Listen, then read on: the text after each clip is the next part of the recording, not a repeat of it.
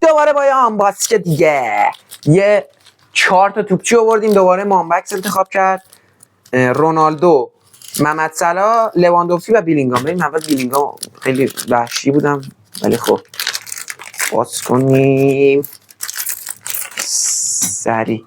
باز دوباره رونالدو تکراری، ای خدا.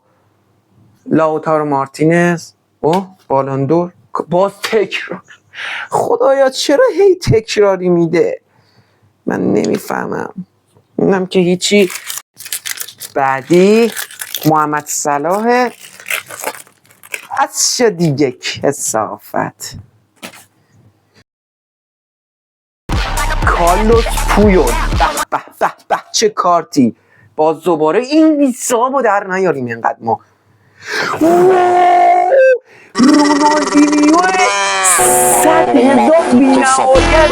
وای این چه کارت خوشگلیه پشمام. بریم بعدی خیلی سریع صورتی. بچه‌ها فکر کنم مامانم قرارداد بسته با رونالدینیو. هر سری برای من پک انتخاب میکنه رونالدینیو در میاد. بچه‌ها مسی در اومد دوباره. جانم آقا، عشق، امید، زندگی. بابا باز امباپه. وای دیگو مارادونا تو پک مسی. ببین چقدر این بشر هماهنگم. چی دارم میگم؟ بریم بعدی. یعنی از سگ کمترم. از این به بعد به غیر از مامانم بگم کسی دیگه برام پک انتخاب کنه. اصلا مگه میشه اینقدر خوب؟ استقلال امضا. ببین کی در اومد. اینو هم بزنی وسط ریشونیت. ناصر حجازی سلطان. این که ایرانی خوب نی.